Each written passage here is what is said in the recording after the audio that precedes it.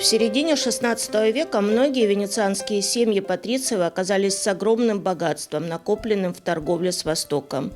Но с расширением Османской империи они больше не могли вкладывать эти богатства в торговлю с Востоком, которая стала трудной и нерентабельной.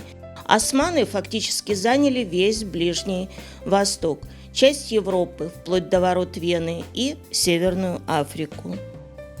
Учитывая это, Республика Серениссима изменила свою конституцию, которая до этого времени запрещала своим гражданам покупать даже небольшие фермы на материке и обязывала их вкладывать все средства в военно-морскую торговлю, в том числе и через биржу, которая позволяла гражданам Венеции покупать акции каждой поездки на восток, наконец разрешив непосредственно покупку земли для строительства крупных сельскохозяйственных предприятий. Конечно, все знатные, очень богатые венецианские семьи строили дома, чтобы личным присутствием проверить эффективность своей земли, для строительства которых они призывали величайших архитекторов того времени, чтобы иметь практичные, удобные дома, которые свидетельствовали бы об их богатстве, вкусе и любви к искусству. Среди них они нашли своего идеального интерпретатора в лице Андреа Палладио. Так родилась вилла Венето. Абсолютно оригинальный тип жилья и производства, который имел большой успех, одновременно отвечая эстетическим и функциональным потребностям.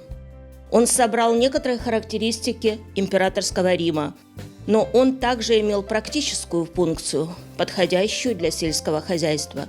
И вот тут-то возникает, рядом с центральной хозяйской частью дома, расписанной фресками величайших художников эпохи Возрождения, типичные баркессы, конюшни, голубятни и дома для колонистов. Распространение модели венецианской виллы в XVI веке было очень быстрым, потому что оно идеально сочетало приятные аспекты жизни в гармонии с природой, с экономической необходимостью направлять инвестиции в интенсификацию сельского хозяйства. Впоследствии вилла приобрела в основном характер места наслаждений, а также своего рода статус-символ. Праздник, то есть пребывание на вилле в XVIII веке, начало приобретать мирское и социальное значение для богатой венецианской буржуазии, одновременно владеющей и благородными титулами. Виллы строились повсеместно, вдоль водных путей, которые обеспечивали наиболее удобный, безопасный и экономичный способ сообщения.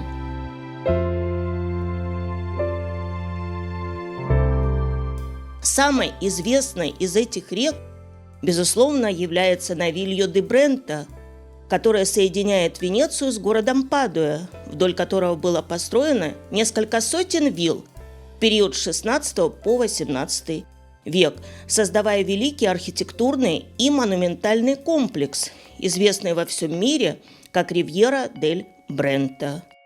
Количество вилл на Бренте было настолько велико, что это казалось почти естественным продолжением Гранд-канала. Многие из этих вилл, по сути, до сих пор напоминают типологические и декоративные символы венецианских домов. Главный фасад всегда выходил на канал, по которому проходил коммерческий и прогулочный трафик. Было регулярное ежедневное сообщение между Венецией и Падуей на Буркиелло, большой, хорошо оборудованной всеми удобствами лодки, буксируемой по берегу реки лошадьми или валами. Ближе всех к Венеции расположен один из шедевров Палладио – вилла Фоскари, называемая «Ла Малконтента». Легенда гласит, что женщина из семьи Фоскари была заключена сюда в тюрьму за супружескую неверность. За Малконтентой вдоль Ривьеры дель Брента тянется бесконечный ряд вилл, одна из которых более очаровательная, чем другая. В городе Мира находится великолепная вилла Видман-Редзоника.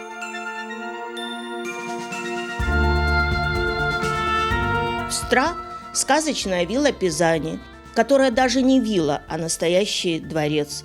Построенный в первой половине XVIII века семьей дожей Альвизе Пизани, потрясает величием статуса в своей сценографической артикуляции. В нем, как в настоящем дворце, 35 просторных комнат, украшенных лепниной и фресками самых выдающихся художников того времени.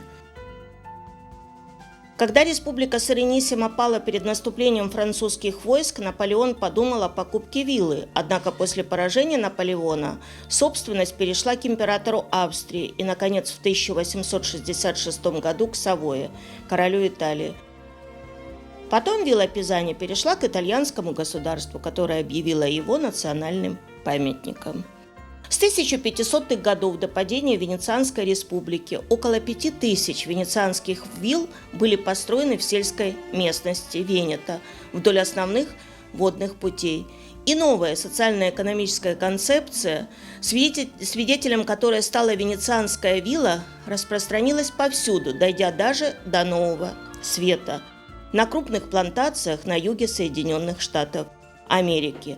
На сегодняшний день 4238 вилл сертифицированы специальной региональной структурой, которая даже занимается их техническим обслуживанием. Более 600 из них в настоящее время превратились в роскошные 4- и 5-звездочные отели или очаровательные отели типа Bed and Breakfast и подворья. Около 150 из них являются прекрасными производителями изысканных вин, известных во всем мире, от легендарных Амароне до Просекко, которое теперь распространено во всем мире. Во многих виллах мы организуем уроки кулинарии с использованием традиционных местных продуктов. В течение всего года в больших залах, салонах и уникальных парках вилл проводятся концерты и шоу, а также театральные представления.